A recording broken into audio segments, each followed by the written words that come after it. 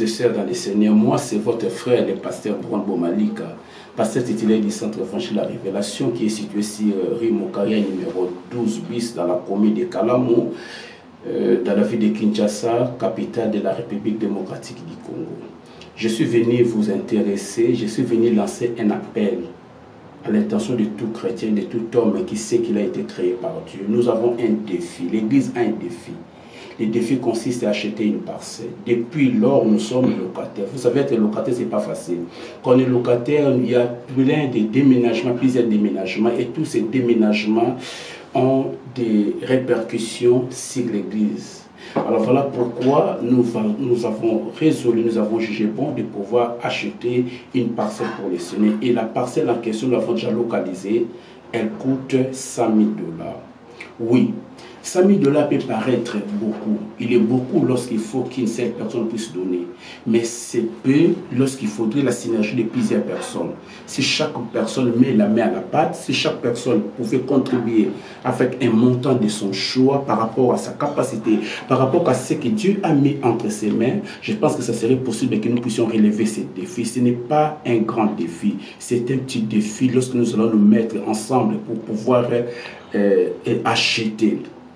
Vous savez, dans Exode chapitre 25, verset 1 à 2, je lis la Bible, dit l'Éternel parla à Moïse et dit, parle aux enfants d'Israël qui m'apportent une offrande. Vous la recevez pour moi de tout homme qui la fera de bon cœur. Nous sommes dans le désert, il fallait construire un tabernacle pour l'Éternel et ce n'était pas l'affaire de Moïse. Dieu a dit à Moïse de se décharger sur les peuples pour que celui-ci puisse donner les moyens afin que l'on puisse ériger des tabernacles. Et Moïse avait lancé un appel et les gens de bonne volonté ont donné tout ce qu'il fallait pour l'érection du tabernacle. Aujourd'hui, il ne s'agit pas du tabernacle, il s'agit d'acheter une parcelle pour l'église. Et cette parcelle coûte 100 000 $. Nous venons auprès de vous parce que tu es un chrétien, parce que tu es un enfant de Dieu. Même si tu n'es pas congolais, mais tu es un enfant de Dieu. Tu dois contribuer, tu peux contribuer pour cette œuvre. Tu peux apporter 10 $, 20 $, 30 $, 50 $, 100 $, 200, 300, 500, 1000, 5 000, 10 000, 20 000, 50 000, même 100 000, tu peux donner tout ce que tu peux avoir. Si tu les mets au service de l'Église, au service de l'œuvre de Dieu, tu ne les perdras pas. Je te lance un appel solennel en ce jour, de venir contribuer, de partager avec le Seigneur ce que tu as. Contribuer, c'est investir pour le royaume de Dieu. Contribuer, c'est manifester son attachement et son amour pour le Seigneur et pour son œuvre. Contribuer, c'est une source de bénédiction transgénérationnelle dans sa lignée. Il est temps, c'est le temps. Nous comptons sur ta générosité. Nous te demandons de contribuer pour l'avancement de cette œuvre, pour l'achat de la parcelle. Contactez-nous au numéro qui défile sous les bas de l'écran ou appelez-nous. Tu peux écrire, faire un message, tu peux nous appeler et tu auras de plus amples détails ou d'informations. Que Dieu te bénisse. Merci pour ta générosité. Merci pour ta participation. Donc avec toi, nous achetons la parcelle. Avec toi, nous relevons ce défi. Que Dieu te bénisse. Nous te rendons grâce pour ce moment merveilleux que tu nous accordes afin de partager ta parole. Dieu d'Israël. La Bible dit c'est poussé par le Saint-Esprit que les hommes vont parler de la parole de Dieu. Nous nous recommandons, Seigneur, entre tes mains. Nous comptons afin de communiquer ta sagesse infiniment variée. Parle-nous par le Saint-Esprit. Au nom de Jésus, j'ai prié. Amen. Nous acclamons le Seigneur. Nous pouvons nous asseoir. Que Dieu soit loué. Je vais faire la 24e prédication sur le royaume de Dieu.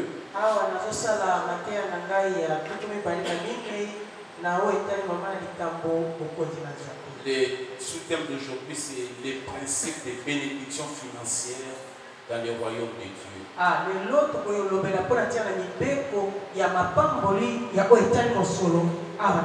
Les principes de bénédiction financière dans le royaume de Dieu.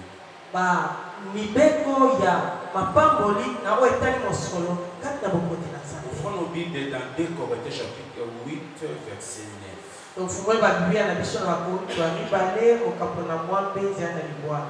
Je disais 2 Corinthiens chapitre 8, le verset 9.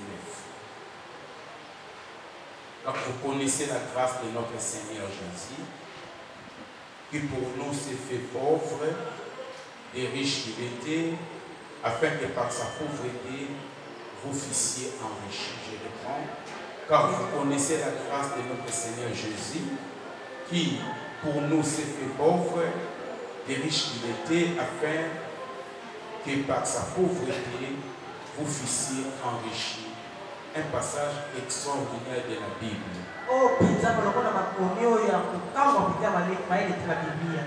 Et souvent nous lisons ça, et nous sommes rapides de passer. Et quand j'étais en train de demander au Seigneur de me donner des messages pour le dimanche d'aujourd'hui, il m'avait conduit dans ce passage et il m'a donné une illumination. Et j'ai compris des choses au travers de ces passages. Il y a au moins 6 choses que nous devons retenir au travers de ces passages. Premièrement, la Bible dit que Jésus est riche. Il est généreux. Il a beaucoup de biens. Il a la générosité. Voilà pourquoi on parle de la grâce. La deuxième chose est que Jésus est extrêmement par nature riche.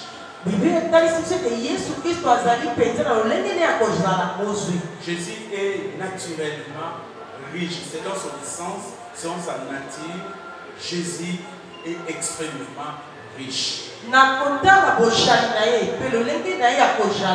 Il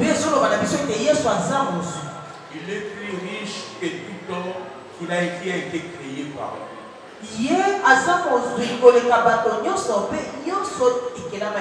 Troisième vérité, c'est que Jésus, malgré qu'il soit riche, il s'est fait pauvre. Il s'est fait pauvre. Il est venu à un moment donné de son existence pauvre. Il est devenu indémuni. Au travers de sa naissance, nous voyons la pauvreté. Et tout au long de son parcours, nous ne voyons pas la richesse, mais nous voyons la pauvreté.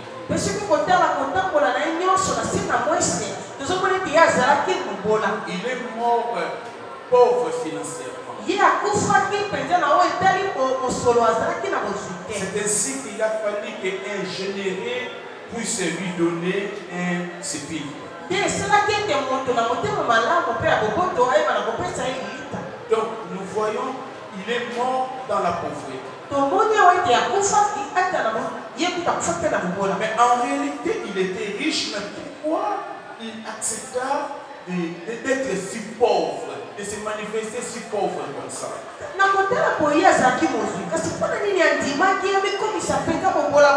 Parce qu'il était en train de poursuivre un objectif.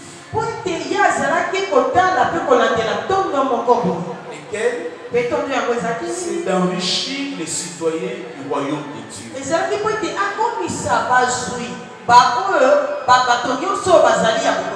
Ainsi, pour enrichir les citoyens du royaume de Dieu, il devait y avoir un échange entre ce qu'il était avec ce qu'il est venu mourir sur la croix avec.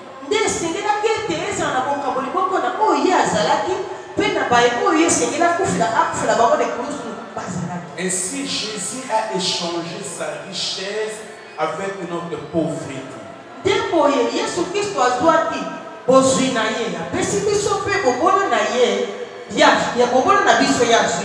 Si nous croyons aux Écritures, tu dois croire que cela est vrai pour toi. Il a pris sa richesse, il t'a donné, Il a pris ta pauvreté. Il l'a porté. En d'autres termes, posons-nous la question de savoir quelqu'un qui était riche, pourquoi est-ce qu'il s'était fait pauvre?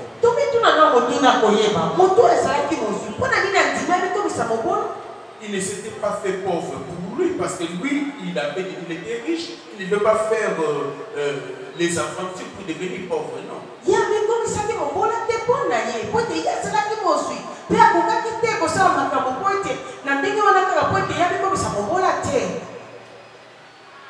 La foi, c'est croire à ce que dit Dieu. Si vous avez la foi, vous recevez cette richesse qui était en Jésus en vous. Si vous avez la foi, vous vous déchargez de votre pauvreté sur Jésus. Ce qui est vrai, tu ne peux pas garder au même moment et la pauvreté et la richesse.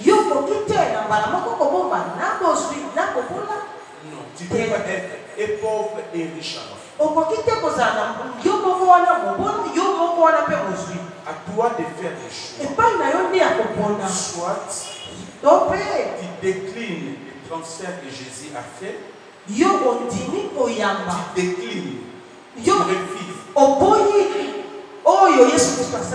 Et tu restes dans ta pauvreté, c'est aussi une possibilité. Ou alors, tu dis, Père, moi je refuse cette pauvreté, je prends la richesse qu'il m'a donnée.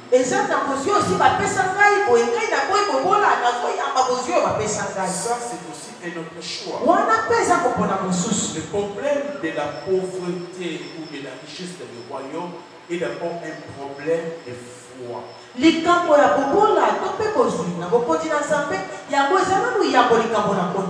Et si vous voyez, il y a eu un transfert et que vous avez hérité de la richesse et que Jésus apporte votre pauvreté, à ce moment-là, ça va se créer un déclic dans votre esprit.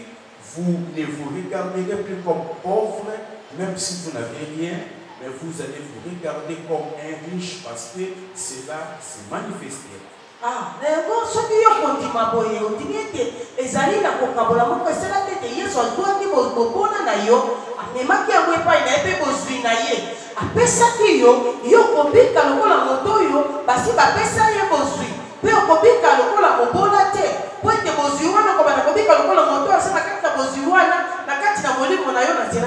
Donc il s'est fait un transfert. Alors à toi maintenant de ratifier par la foi et le transfert des richesses de Jésus en toi devient une réalité.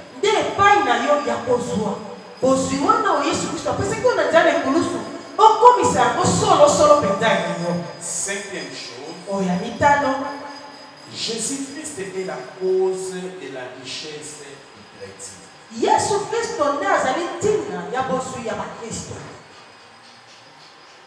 C'est d'abord Jésus qui est la cause de ta richesse.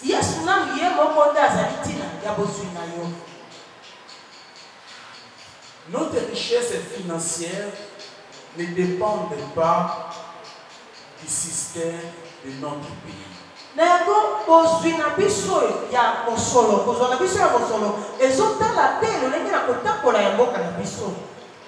Notre bénédiction financière ne dépend pas de l'économie mondiale ou de l'économie de la RDC.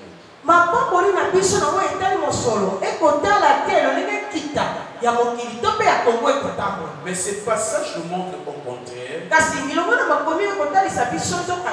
que la cause de notre richesse dans le royaume, c'est Jésus-Christ.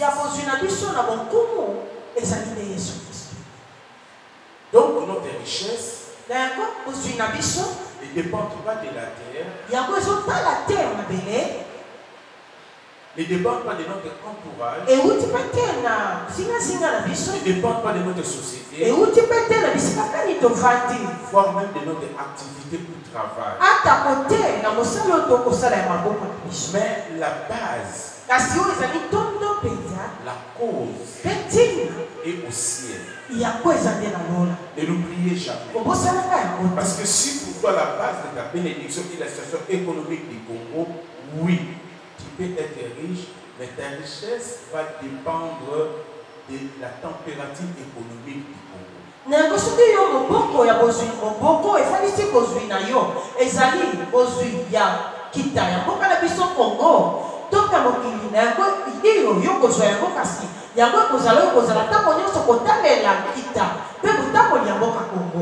Mais mets-toi en tête que nous dépendons du royaume de Dieu.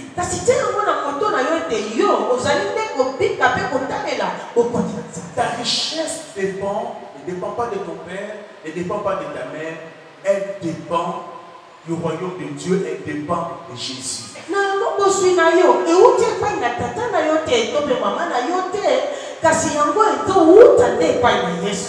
6. Les chrétiens ne doivent pas être pauvres ni vivre dans la pauvreté.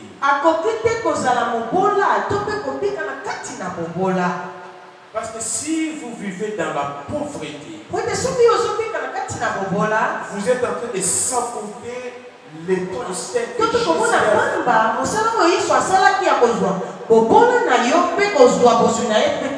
Je ne veux que tu sois réaliste aujourd'hui. Quel est l'état financier de ta vie? Tu mènes quel genre de vie? Tu es pauvre ou tu es riche? Ou bien tu es au milieu?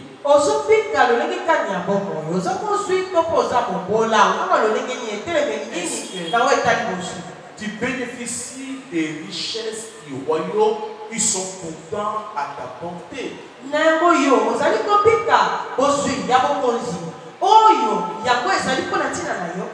Et vous avez que beaucoup sont des pauvres. Nous mangeons difficilement. Nous payons les loyers difficilement. Nous scolarisons les enfants difficilement. Nous nous habillons difficilement. Nous nous soignons difficilement. Mais pourtant nous parlons en langue.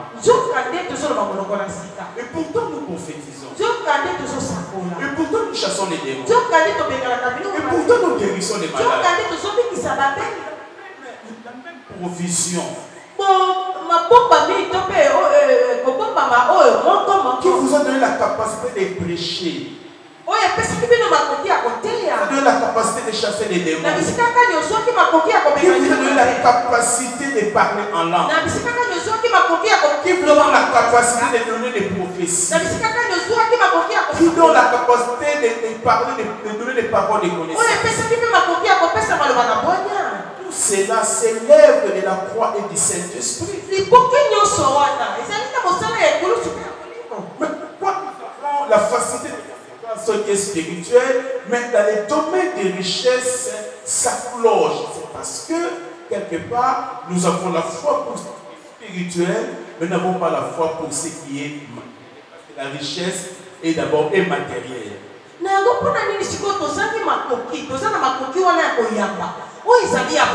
Parce que tozali makoki ya koyamba oyo ezali mosolo likambo ezali nda oza akondima na biso oyo eza kopesa biso nzela te ezopesa biso nzela toyambaka makambo na molimo kasi ezopesa biso nzela te toyamba makambo na mosolo. Les chrétiens ne doivent pas être. Pour Christ, alors si tu es pauvre, il y a quelque chose qui ne marche pas en toi. Oui, vous allez me dire, la Bible dit, si nous avons la nourriture et les vêtements, ça nous suffit. Oui, la nourriture. Parle de la nourriture. Oui, la nourriture.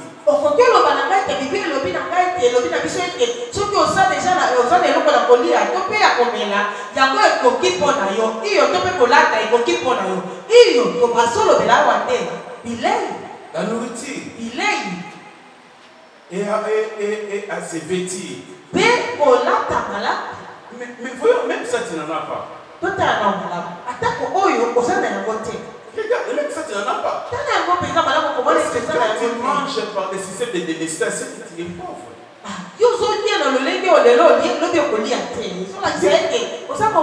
Tu manges parce que tu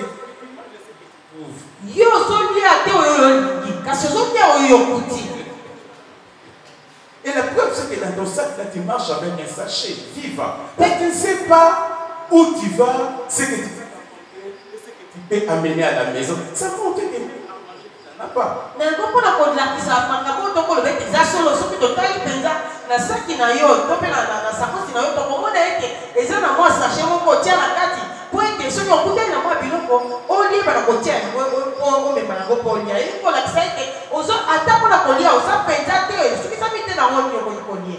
Tu as à te vêtir. Là. Comment tu vas te vêtir des vêtements que quelqu'un a porté que tu ne connais pas? Il a pas tombé les aladito. Vous m'avez comment tomber les aladito dans le magasin? Il a pas tombé les magasin. Qui vous a dit ces bêtises là? C'est la pauvreté qui nous pousse qui nous rend ingénieux. Excusez-moi. Regardez le niveau de la pauvreté.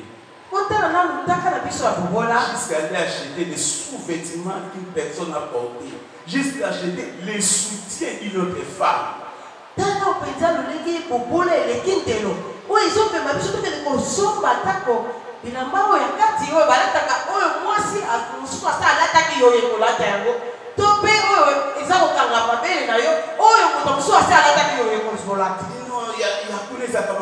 Qui vous dit ça?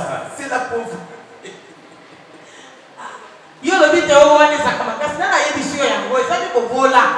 Si tu vas en ville, tu ne trouveras pas quelque chose d'aussi fort. C'est faux ça.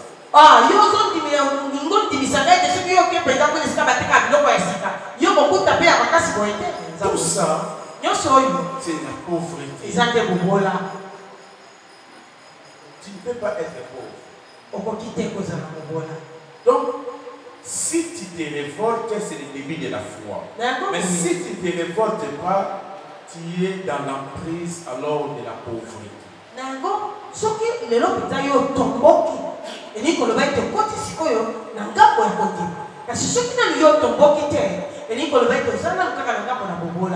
Là,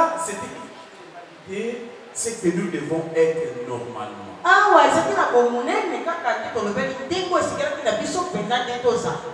Maintenant, sont les principes qui vont permettre à ce que cette richesse à disposer pour nous, les citoyens du royaume, que nous puissions en toucher, que ça devienne notre vie de tous les jours. Quels sont les principes?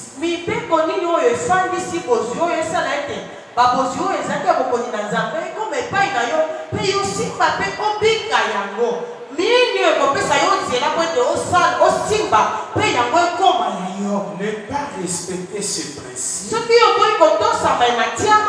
Les richesses du royaume, bien qu'il y ait des transferts, mais tu ne vas pas les palper, ça sera spirituel en toi. Mais il faudrait que ça cesse d'être spirituel, que ça devienne une réalité matérielle dans ta vie.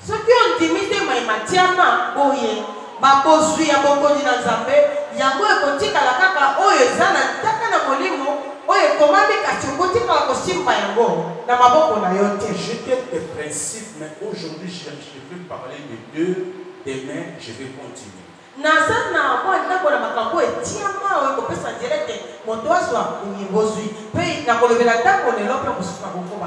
Les premiers principes. Les plus principes. Dans le royaume, c'est le travail.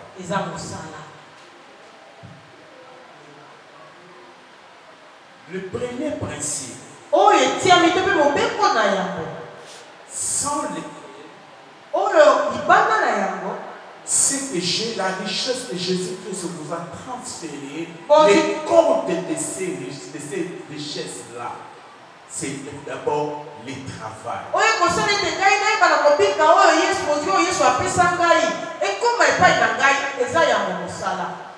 On Western Union. C'est l'argent. Mais pour qu'on puisse te donner, tu dois être en mesure de donner les codes à l'opératrice de saisie.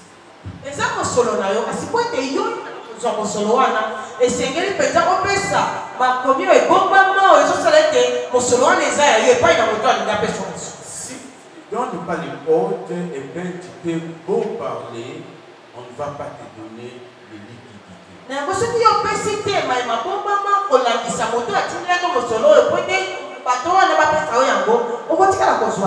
Alors, la richesse, c'est comme cet argent, c'est que Dieu a déposé dans ta vie comme citoyen du royaume.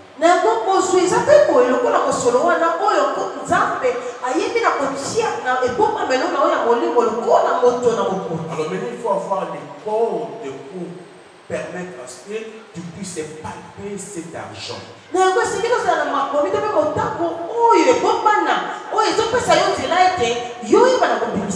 Alors c'est le travail. C'est le premier principe. Il n'y a aucun principe qui égale ce principe ici.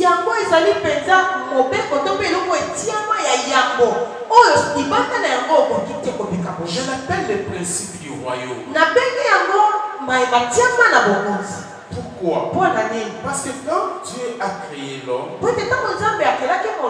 dans Genèse chapitre 2, le verset 15, la Bible dit l'Éternel Dieu prit l'homme et le plaça au milieu du jardin. Le jardin qui avait été cultivé par Dieu et le jardin qui regorgeait tout ce que l'homme avait besoin.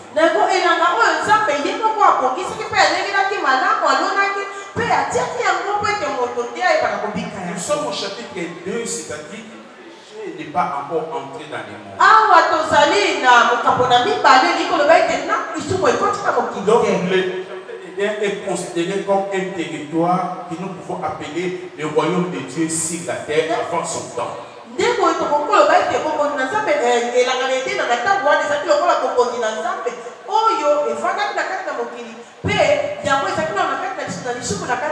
Alors Dieu dira des choses à l'homme par rapport au jardin. Il donne deux commandements à l'homme par rapport au jardin. Il dit à l'homme, tu cultiveras les jardins. 2, tu cultiveras les jardins. Vous voyez que fait des bois. Cultiver, c'est un travail. Déjà, avant l'intrusion du péché, Dieu avait déjà encouragé l'homme à travailler. Pourquoi? Pérenniser la bénédiction que il lui avait confiée au travers de son travail.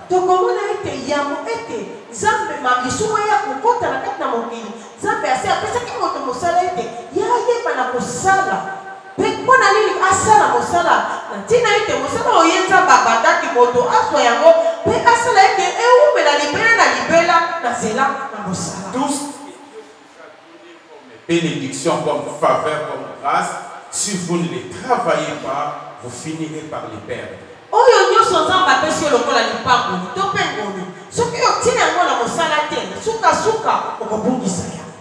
Le deuxième ordre de Dieu quand le jardin, il a dit à l'homme, tu garderas les jardins.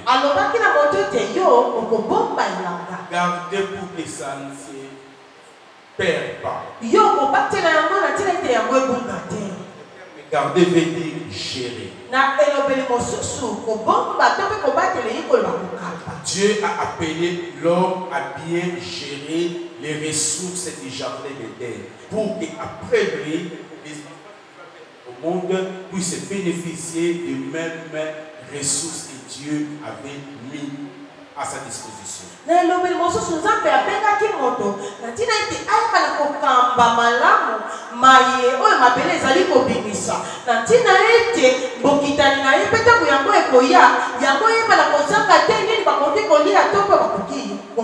Parce que Dieu a institué le travail avant le péché pour permettre à l'homme de garder les jardins, de pérenniser les richesses des jardins, vous devez savoir que le travail reste le maître mot de Dieu pour acquérir les bénédictions de la richesse du royaume.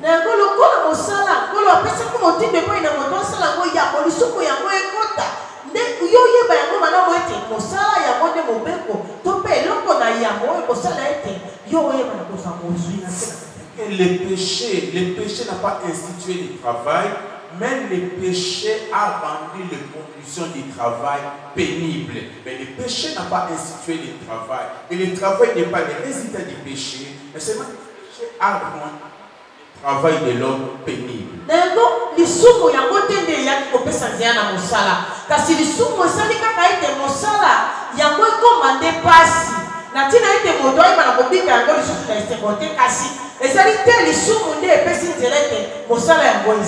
Parce que Dieu a dit que c'est à la sueur de ton front que tu mangeras tous les jours de ta vie jusqu'à ce que tu retournes à la terre.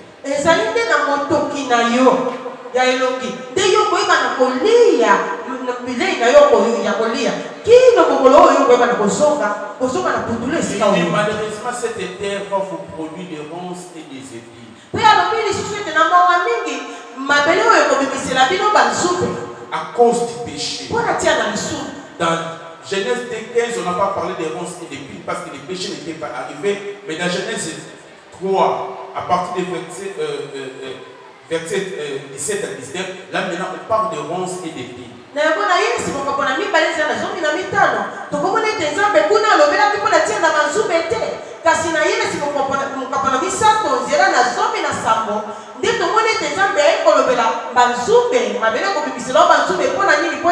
Nous sommes en train d'évoluer. Nous sommes maintenant au chapitre 20, verset 9.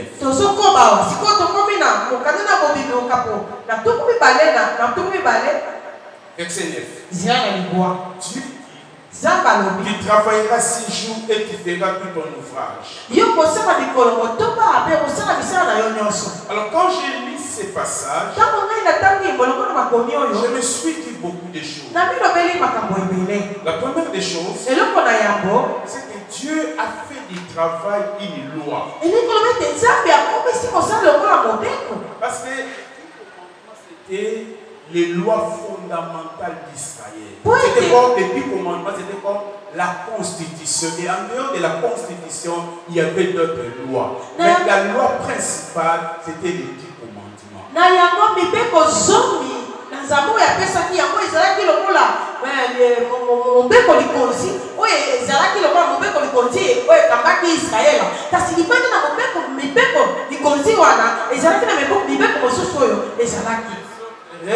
Les autres lois, en fait, n'étaient que les explications des 10 commandements.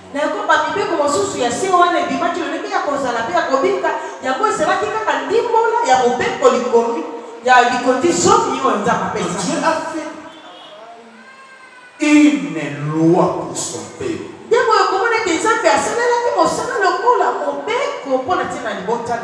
regarde le verset 9 de Exode 20.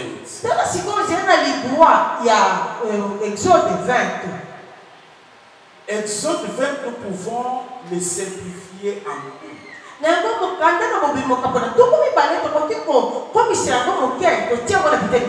Première partie, elle traite les relations de l'homme envers son Dieu. Jésus dit, tu aimeras le Seigneur ton Dieu de tout ton cœur, de toute ta force, de toute ta pensée. Ça c'est la première partie.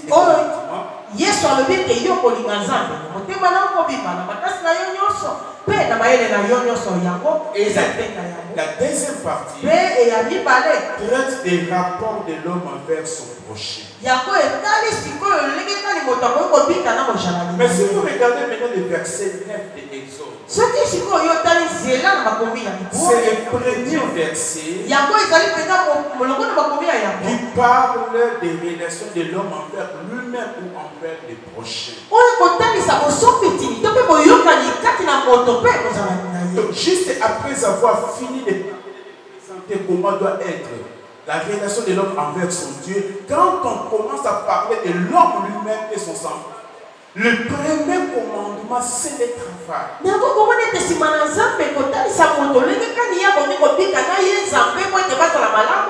ntango asilisi yango mbala moko tomoni ete oyo ya yango ntango akolobela moto nabozala lelo ndenge kani bakoki kobika alobeli yango mpola tia na mosala. Les juristes, quand ils veulent interpréter une loi, la place de chaque article est importante. L'article 10 ne peut pas être plus important que l'article 3. Si l'article 3 et l'article 10 traitent les mêmes faits, cela veut dire l'article 10 doit être l'explication ou le complément de l'article 3.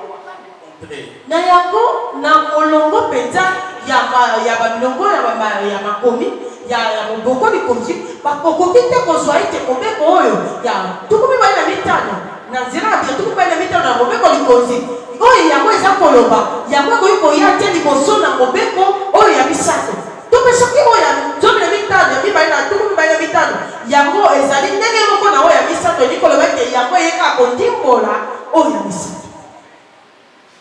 Quand vous voyez la loi sur le travail prendre la première place, cela veut dire que c'est une loi déterminante pour la richesse de l'homme que Dieu a créé.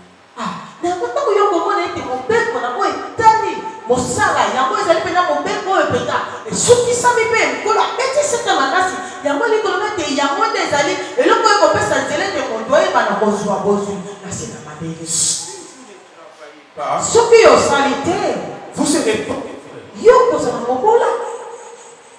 Si vous ne travaillez pas, vous serez pauvre. L'épargne en langue ne donne pas l'argent, la prophétie ne va pas vous donner l'argent, la Bible elle-même ne va pas vous donner l'argent, mais c'est le travail, l'argent.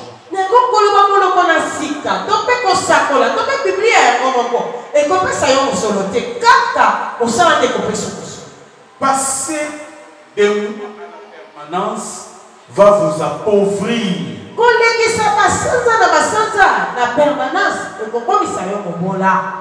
Il faut travailler. Travailler ne veut pas dire être simplement engagé dans une société, non.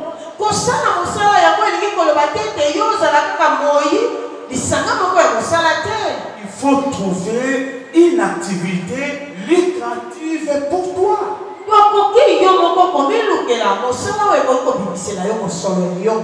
y a une tâche typique, il y a son métier, il sauve des gens.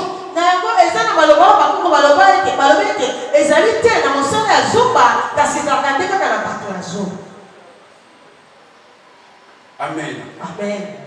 Alors, que fais-tu? Tu fais beaucoup. Tu peux donner des semences comme tu veux. Tu peux donner des offrandes comme tu veux. Tu peux donner des sacrifices comme tu veux. Mais les principes phares, si il est négligé, vous mourrez pauvre. Difficilement. Que fais-tu pour gagner l'argent? Quel travail fais-tu? Tu as encore 20 ans. Tu as encore 30 ans. Tu as encore 40 ans. 50 ans. Tu as encore 60 ans. Mais tu veux vivre aux dépens des autres. Un véritable parasite. Non! Tu l'argent ou tu attends ramasser l'argent pour des routes aux bien-aimés. Les gens ne font plus tomber l'argent. Difficile. Ça ne tombe plus.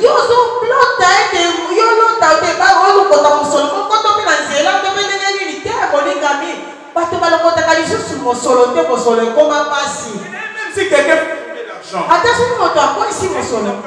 tu sais combien de cieux ont vu et les gens vont se battre pour ramasser les petits $10. Et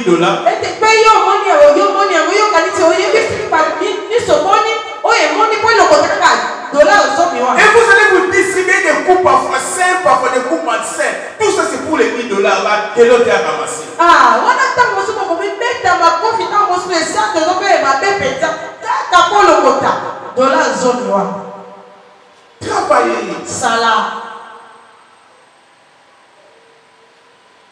Les laboureurs et ses enfants travaillaient, prenaient de la peine.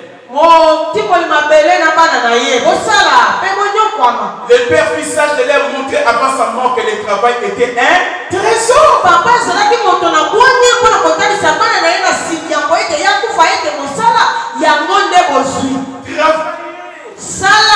ne vivez pas de la mendicité. Ne cherchez pas à être la charge de quelqu'un. Cet homme-là a aussi sa charge. Ou ses charges. Vous demandez le matin, à midi et le soir.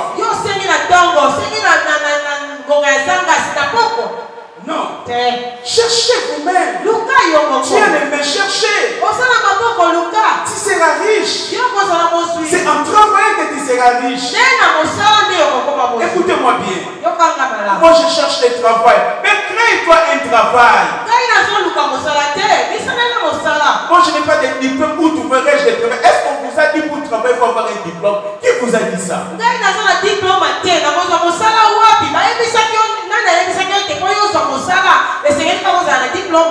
Écoutez, pour être un pousse-pousse, il faut montrer quel diplôme. Pour prendre les pains dans un boulangerie et les vendre dans un coin, il faut montrer quel diplôme. Pour aller à ma tête et acheter des chiffres et venir vendre, il faut avoir quel diplôme. Pour sa cabine téléphonique, il faut avoir quel diplôme.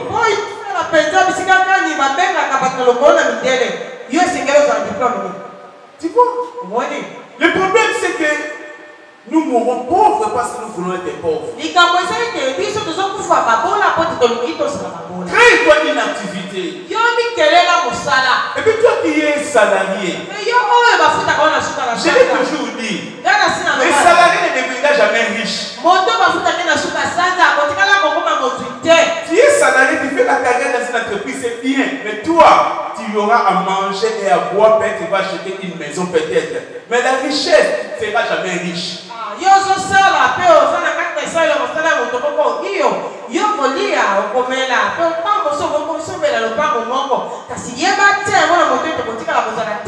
Si tu veux être riche, tu dois monter ta propre entreprise.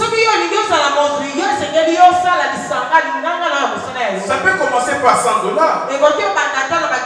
Ça peut commencer par $500. Ça peut commencer par $1000. Vous mettez du sérieux. Vous travaillez et vous gérez bien. Dépenser quand il faut dépenser, ne pas dépenser quand il ne faut pas dépenser. Vous devez vivre selon vos moyens. N'achetez que quelque chose qui soit important. Mais vous là, non. Même si vous avez $200, vous bousillez. Vous préférez acheter un portable que vous aurez du mal même à approvisionner par des crédits. Et vous achetez vos téléphones pour faire souffrir les hommes inutilement. Pourquoi les hommes ne demandent pas aux femmes les crédits? C'est quoi les femmes vous demandez aux hommes? Qu'est-ce qu'il y a là?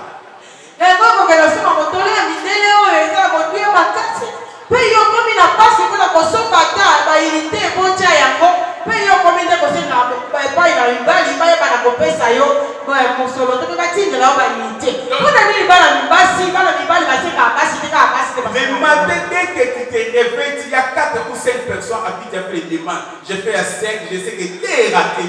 3, ça peut rater. Dès qu'on rate, comme ça rate aujourd'hui. Demain, je vais revenir à la charge. Arrête.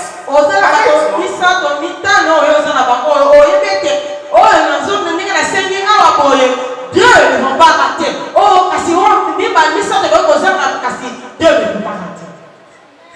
c'est comme ça qu'on te voit dandiner avec ton téléphone là, dandiner avec ton téléphone là, WhatsApp à tout moment. Mon Dieu, c'est quoi ça?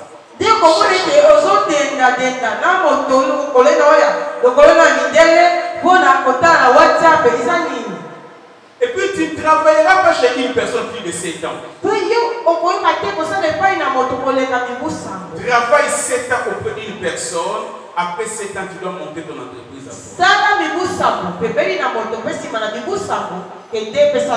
Vous travaillez 14 ans. Donc on est gens comme elle n'a pas la base de balai.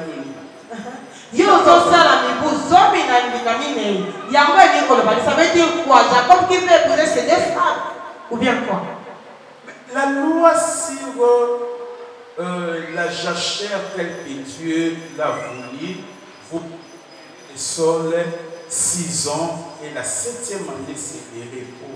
Mais ça ne vous dit rien.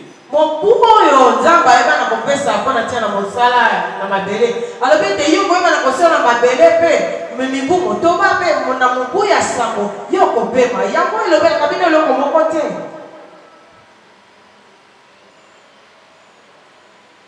Voilà pourquoi tu es pauvre. Tu dis, Dieu fera grâce. Je ne suis pas des prédicateurs qui vous trompent. Moi, je mets chaque chose à sa place. Si vous ne travaillez pas, vous ne verrez jamais se manifester cette richesse dans vos mains. Yangona tina yo za mobola lelo. Pe yo solo ba ete nzamba kosala ngai ngolu. Ngai naza kote ete oyo akosa kabino. Kasi na koyebisa bino makambo na lolenge oyo ezala. Pe esite. Mes sœurs, mes mamans, écoutez-moi. Bande kolanga basi ba mama boyo kangai. Arrêtez de compter trop sur l'argent de ton mari. Tika penza kotel la mingi mosolo ya mobali. Toi aussi tu dois apporter quelque chose dans le foyer. Yo pe sengeli yo mema mo eloko na yo. Makati na. Fais un effort pour amener quelque chose dans le foyer. Sala makasi yo mema pe eloko na likwela. Quand tu apprendras à chercher l'argent toi, Tango yo koyekola koluka mosala yo, mosolo yo, tu comprendras qu'il y a des jours où les hommes manquent d'argent, malgré qu'ils ont tout fait, ils manquent d'argent. okososola ete eza na mikolo oyo mosusu mibali baza mosolo ate asali nyonso kasi azali mosolo. Parce que vous là, Oyo ete bino wana, est-ce que je n'avais pas dit ça? Je n'ai pas ça, je n'ai pas ça. Tu écoutes ou tu n'écoutes pas? J'écoute. Les oreilles, elles écoutent toujours. Mais les oreilles ne créent pas l'argent. Écouter ne crée pas l'argent. naza lelo kote naza na oyo te opesi ngai yango te ozoyoka ngai to mpe ozoyoka ngai te nazoyoka yoka to esalama mpona koyoka nazoyoka kasi naza nde na mosolo te. Moi j'aurais voulu que nos oreilles là soient d'usine d'argent. Dès qu'il y a un besoin, les oreilles entendent, directement ils créent l'argent. Mais malheureusement les oreilles ne créent pas l'argent. na yango kaka lingaka ete matoi wana ezala lokola esika esalaka mosolo wana ntango kaka yo oyoki mbala moko ekeleli yo mosolo kasi na mawa mingi yango esalaka mosolo te. Et pourtant ces oreilles nous donnent des tensions inutilement. soka nde matoi oyo eza kopesa biso bamaladi oyo komalisa makila pamba. Alléluia. Est-ce qu'on peut acclamer le Seigneur? Juste acclamer le Seigneur. okoki etangoka na kobetela nzambe maboko. Et de grâce. Nous sommes le 20 décembre. na mawa naseli mpenza ngolu tozala pene na suka na mbulu. Au nom du Seigneur, ne vous disputez pas là. na kombo na nkolo pardon boswana na kati na bandako te. Pour la fête, ne vous disputez pas, pardon. mpo na feti boswana te kati na bino bowenana te bondeli bino. C'est le moment de conflit. yango nde komaka batango ya kowelana. Non, les enfants, ils n'ont pas ça. Pardon. bana ngai yo mokokuna te na bonde. Tu ne pas envoyer chez ma maman. Ça n'a foufou. Il va parler de ça. Calmez-moi, calmez-vous. otindaki te papa na nga mama na ngai saka nyonso fufu te opema nani mo moke tia na se. Il a dit, tiens tia na se. qu'il a pu continuer. boko itika yango ekoba. Deutéronome 39 dit, Deutéronome mokapona lukumisato. l'Éternel te comblera les biens en faisant prospérer tous les travaux de tes mains. kolo ye akotondisa yo mbeke na bozwi wana ye akoyeba na kofulukisa misala nyonso oyo maboko na yo ekosala. L'Éternel bénira toi, il bénira akopambola le nini? travail de tes mains. akopambola misala ya maboko na yo. Si tes mains ne font rien, soki maboko na yo ezosala eloko te, alors les bénédictions ne vont pas se matérialiser en toi. na yango mapamboli yango ekosimbama boye te na maboko epai na yo. Arrêtez. tika Travaillez. sala.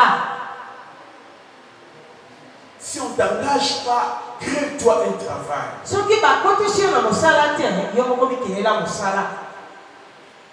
2 Thessaloniciens 3, 10 dit ceci. batesalonika ya mibale mokapona misato ezala misato elobi boye. Si quelqu'un ne fait pas travailler, soki moto moko alingi kosala te, il ne mange pas non plus. alia pe te. Voyez? omoni Il n'a pas dit si elle ne trouve pas du travail, non. C'est le verbe vouloir. Si qu'il ne mange pas non plus. C'est ce que les églises chrétiennes prêchaient. Travailler ou un acte volontaire pour un mari. Sala, tope, kolinga kosala, tope koboya kosala, yango ezali peta eloko moto kosala ye moko moto ya se akomeli. Akosala yango ye moko na botema. Vous savez, en Europe, c'est parfois difficile de trouver le travail. D'abord, vous devez avoir des papiers. Même si vous avez des papiers, il faut trouver le travail. Tous les secteurs sont organisés.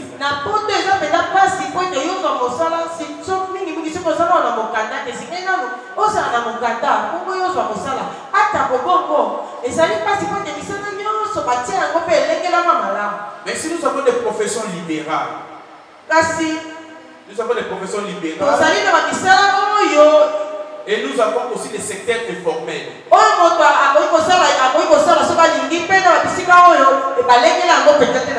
Lorsqu'on parle du secteur informel, c'est un secteur qui n'est pas organisé en question.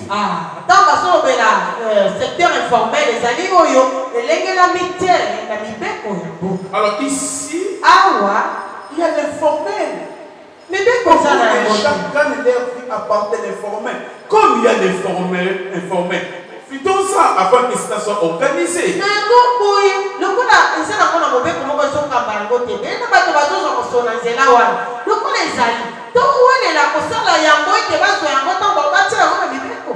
Par exemple, les services de portage. C'est un informel parce qu'il n'y a aucune loi qui l'organise. Il y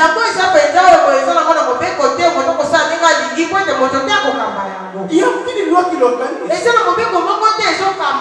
peux faire comme tu veux. Garder l'argent comme tu veux. Et en plus, celui qui ne travaille pas, il ne mange pas. Celui qui refuse de travailler. Donc, si nous mettions ces passages en pratique, tous les oisifs de l'église, il ne faut même pas lui donner la nourriture. Même quand déjà il est à côté, il ne lui donne même pas un morceau de pain. D'ailleurs, prendre les bontés devant lui. Et quand il donne moi un peu, ou quand il sourit, il ne lui donne pas. Et tu ne vas pas lui donner pourquoi? Parce que dès que son fait 3 10 te dit ça. Mais quand tu vois quelqu'un qui fait du boulot, même s'il n'a pas d'argent, lui, tu vas partager avec lui. Parce que lui, il a travaillé. Cela veut dire quoi? Ça veut dire que tu vas manger avec ton propre travail. Ne mange pas le travail, oui.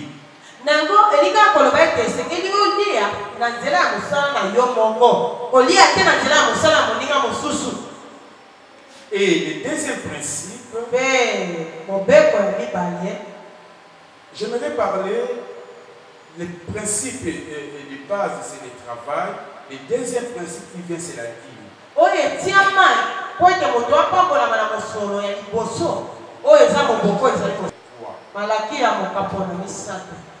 Le verset 7 j'ai dit, depuis les temps de vos pères, vous vous êtes écartés de mes ordonnances, vous ne les avez pas observées. Revenez à moi et je reviendrai à vous, dit l'Éternel des armées. Et vous dites, en quoi devons-nous revenir? Un homme trompe-t-il Dieu? Car vous me trompez et vous dites, en quoi devons-nous tromper? Dans les dîmes et les offrandes. Vous êtes frappés par la malédiction et vous me trompez, la nation tout entière. Apportez à la maison des trésors toutes les dîmes afin qu'il y ait de la nourriture dans ma maison. Mettez-moi de la sorte à l'épreuve et l'Éternel des armées. Et vous verrez si pour vous je n'ouvre pas les églises des cieux, si je ne répands pas sur vous la bénédiction en abondance. Pour vous je menacerai celui qui dévore, et il ne vous détruira pas les fruits de la terre, et la ville ne sera pas stérile dans vos campagnes, et l'Éternel des armées. Toutes les nations vous diront heureux, car vous serez un pays de délices, vive l'Éternel. Ah, dîme ezali moko na zomi ya maemaso oyo ozozwa na bongo. Donc vous devez ponctionner les 10% comme la taxe due à Dieu. Yo esengeli na yo olokola moko na zomi lokola mobeko to mpe mosolo oyo esengeli kopesa epai na Nzambe lokola mobeko. Et la dîme, on la donne tous les jours à chaque fois que l'occasion se présente. Mpe moko na zomi bapesaka yango mikolo nyonso ntango nyonso oyo yo ozwi mosolo. Et s'écarter, premièrement, s'écarter des principes de la dîme active, soit la malédiction, soit la pauvreté. Na yango kotambola libanda na mobeko oyo moko na zomi ezosenga ekomemela biloko mibale to mpe soki otamboli kolakisa yango ekomemela okozwi soki otamboli libanda na yango ekomemela obobola. Deuxième chose que nous devons retenir, eloko yakanga donc par la dîme, c'est quelqu'un qui est en train de tromper Dieu. moto oyo azopesa moko na zomi te aza moto azokosa Nzambe. Se voit même voler Dieu. ezali na lelobeli mosusu lokola moto ayibi Nzambe. Regardez. Ala. Est-ce que peut-on voler quelque chose qui t'appartient? yango yo koki koyiba eloko eza ya yo. Je ne peux pas voler mon propre portable. ngai nakoki te koyiba lokolo ya mindele na ngai moko. Parce que ça m'appartient. ete eza ya ngai. Si je le prends, soki nazwi yango je l'utilise, nasaleli yango je n'ai pas volé parce que ça m'appartient. te po ete eza ya ngai. Quand est-ce qu'on peut parler de voler? ntango nini tokokoloba ete moto ayibi. On peut parler de voler que lorsque tu soustrais volontairement un bien appartenant à l'autre. tokoki koloba moyibi ntango yo olongoli na motema na yo moko olingi eloko eza ya yo te kasi ya moninga. Quand nous volons Dieu dans les dîmes, ce qui veut dire que la dîme ne nous appartient pas, elle appartient à Dieu. nango ntango tozoyiba moko na zomi epai na Nzambe elingi koloba ete moko na zomi eza ya biso te kasi eza te. Mais regarde, kasi tala tu as $1000 yo oza na badola koto de ton salaire, na ezweni na yo tu as pris $1000. yo ozwi koto na dola. En réalité, c'est toi qui as travaillé. na bosolo mpenza yo nde osali mosala. Mais dans les $1000 que tu as, kasi na koto moko na ya dola oyo eza nango une partie appartient à Dieu. eteni moko ya ndako eza ya Nzambe. Mais pourtant, c'est toi qui as travaillé. soka nde yo nde osali. Bon, quelqu'un dira, na moto akoki koloba non, c'est eleki mpenza ebele voyez, totala nanu malamu mpako oyo tofutaka na oyo tozozwa. les travailleurs, je ne sais plus, je ne sais pas, je n'ai pas vérifié. mosali nayebi te na natali mpe te. C'est combien de pourcents? ezalaka ba 15. ezali zomi moko na zomi na mitano na se na mokama. On te demande même pas. On écoute à la source. bakokata yango kaka kuna yango ete bapesa mosolo balongoli. Et selon l'ancienne loi, je ne sais pas si ça a changé. kolandisa mobeko ya kala nayebi te soki esi ebongwani. L'impôt pour les 40% des bénéfices que vous avez fait à l'État. na ntango na kala ezalaki mpako yango ezalaki kozwa koto minei na se na mokama ya bozwi oyo nyonso yozwi. Alors, chez Dieu, 10%. na yango epai na Nzambe ye asengi yo kaka moko na zomi. Voilà là où il y a l'obéissance, où il y a la rébellion. awa sikoyo tala bisika kani botosi ezali to mpe botombo. L'argent tombe entre tes mains. mosolo ekwei na maboko na yo. C'est à toi d'aller déclarer epai na yo nde oyebana koloba et d'aller payer. olakisaki ete nazwi mosolo mpe ofuta. Tu as cette liberté. yo oza na bosomi Ou wana alors tu peux dire, to mpe okoki koloba je mange de mon argent. ngai na ye yango eza mosolo na ngai. C'est moi qui ai travaillé. ngai nde nasali mosala. Mais tu oublies kasi obosani que la dîme ete moko na zomi peut générer la bénédiction, ekoki kobotela yo lipakoli. mais ça peut aussi attirer la malédiction. ekoki mpe ekomemela yo elakeli mabe. Voilà pourquoi yango wana il ntina ne faut pas tromper Dieu. kokosa Nzambe te. Il ne faut pas voler Dieu. esengeli te koyiba Nzambe. Si vous voulez vous amener dans les chemins de la richesse, soyez honnête vis-à-vis des paiements de vos dîmes. nango soki yo olingi omikotisa na nzela ya bozwi zala sembo na bofuti moko na zomi. Dieu dit, Il envoie la malédiction pour tout le contrevenant à cette loi.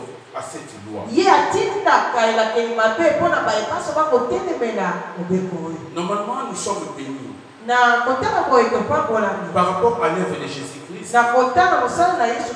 Mais lorsque vous ne savez pas donner la dîme, au lieu que cette bénédiction se manifeste, ça sera la sentence de la malédiction de Dieu qui va venir ici. La malédiction équivaut à ce que nous appelons les recouvrements forcés. Vous savez, lorsqu'un assujetti doit à la DGI, ou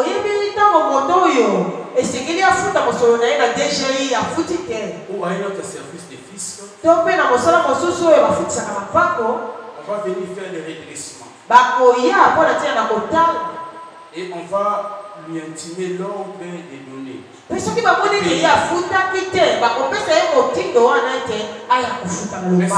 que selon un échéancier qu'on lui a donné, il n'a pas payé.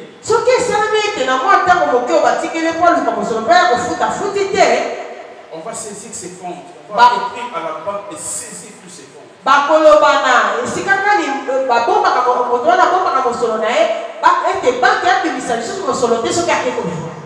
Et on va même sceller son entreprise. Mais c'est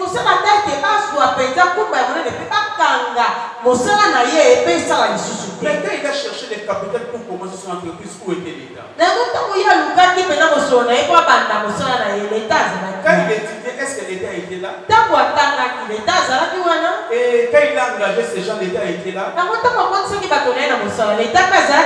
Mais voici que l'État lui impose. Il ne sait plus accéder à ses comptes. Il ne sait plus accéder à ses bureaux. La production est arrêtée. Pourquoi? Parce qu'on est venu faire des recouvrements. L'État va recouvrer. Va aussi lui infliger des pénalités qui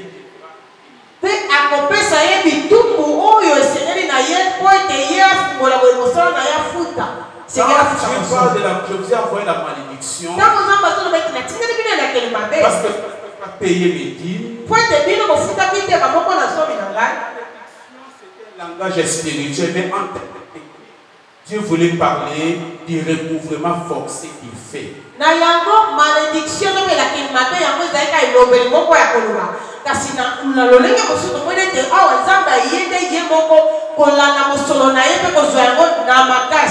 Si tu ne payes pas la dîme,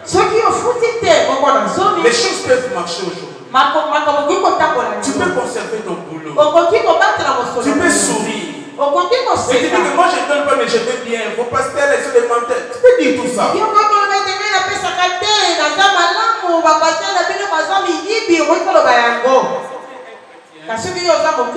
Dieu viendra faire les recouvrements forcés.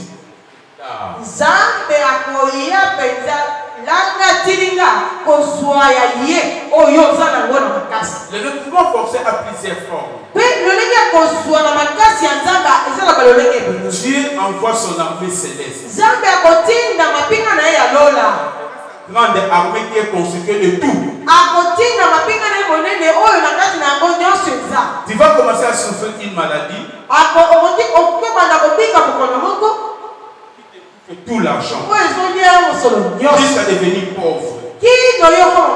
Tu peux souffrir d'une maladie. Tu ne te guéris pas. On te déclare inapte. On t'écarte de la société. Parce que Dieu est en train de faire. Ton enfant peut tomber malade. À chaque fois que tu as les salaires, l'enfant tombe malade. À chaque fois que tu gagnes quelque chose, il y a un cas de maladie à la maison. Et tu vas beaucoup plus perdre que si tu donnais la dîme. Tu vas les gens vont manger ton capital, l'argent. Les gens vont les manger. Tu vas les perdre. Les gens vont manger. paix à la maison.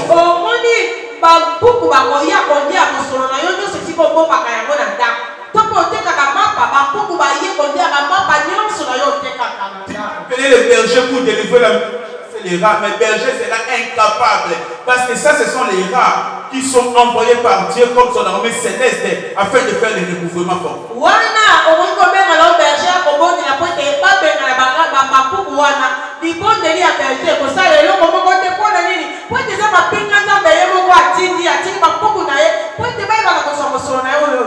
Et tu vas voir que tu vas perdre le client que tu avais.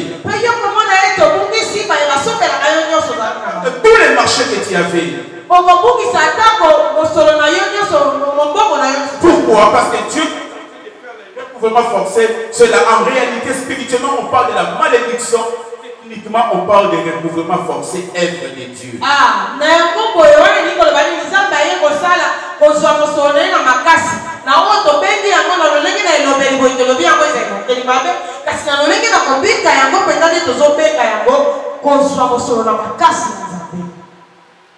Une autre vérité de ces passages, c'est que la vie est portable et non quérable.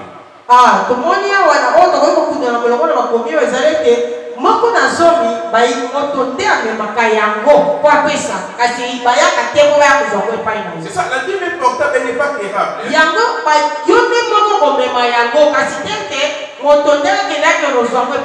Dieu, parce que la dîme c'est un acte, c'est une loi, mais c'est un acte aussi d'amour, un acte de volonté. Voilà pourquoi on force quelqu'un à donner la dîme. Il doit la porter à l'église.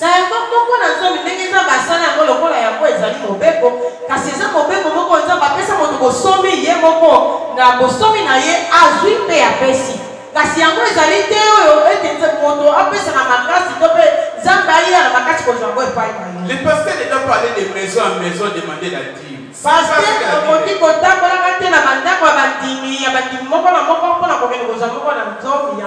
Je ne vais même pas te rappeler que tu n'as pas donné la dîme. C'est pas mon travail. Apporter vos dîmes à la maison du trésor. Apporter. On n'a pas dit au pasteur d'aller prendre. Non. C'est vous-même qui apportez pour manifester votre libéralité vis-à-vis de Dieu.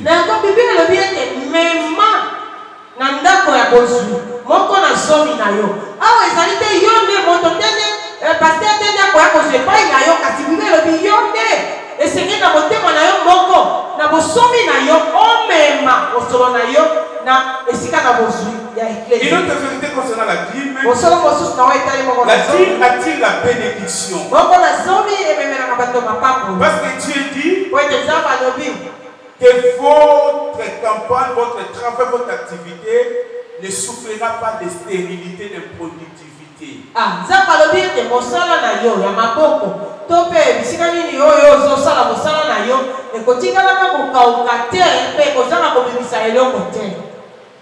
Très souvent nous disons, j'ai beaucoup de dépenses. Non, la dîme va attendre. Le mois prochain, je fais d'abord ça.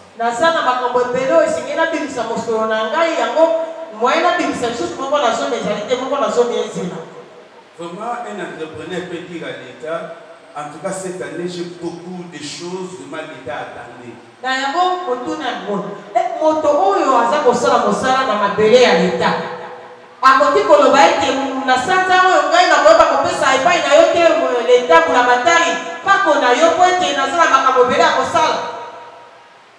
À la fin de la prédication, je vous laisserai le temps de poser des questions. Je sais que la dîme, c'est toujours des questions. Je vais répondre pour que vous ne criez pas.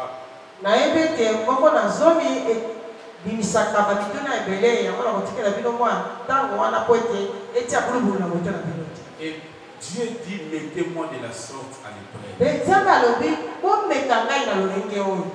Regardez. Je pense que dans toute la Bible, il n'y a qu'une seule place où Dieu demande à l'homme de le mettre à l'épreuve.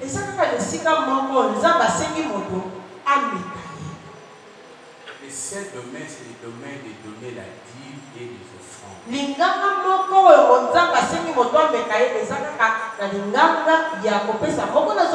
Il dit, éprouvez-moi pas.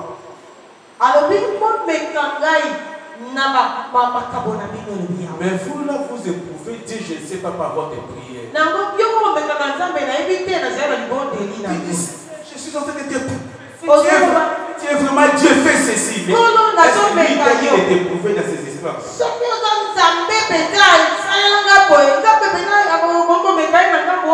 Seigneur, je suis en train de t'éprouver si tu es Dieu fait ceci. Si tu es Dieu, que je me marie.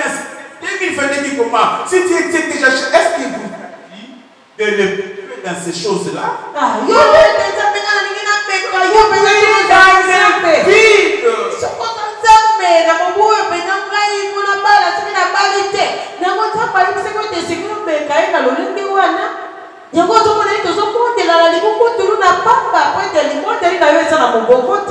Dieu n'est tenu que à sa parole. Dieu lui-même se tient que par sa parole.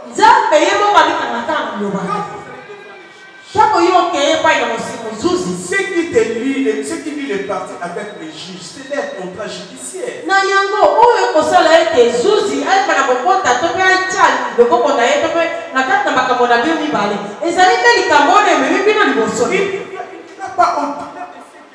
Vous avez demandé. Quand vous dites au Seigneur, je te prouve fait. Non, tu ne peux éprouver le Seigneur que dans les dîmes. Si tu ne donnes pas les dîmes, si tu ne donnes pas les offrandes, toi, ces versets-là, n'ose même pas l'utiliser.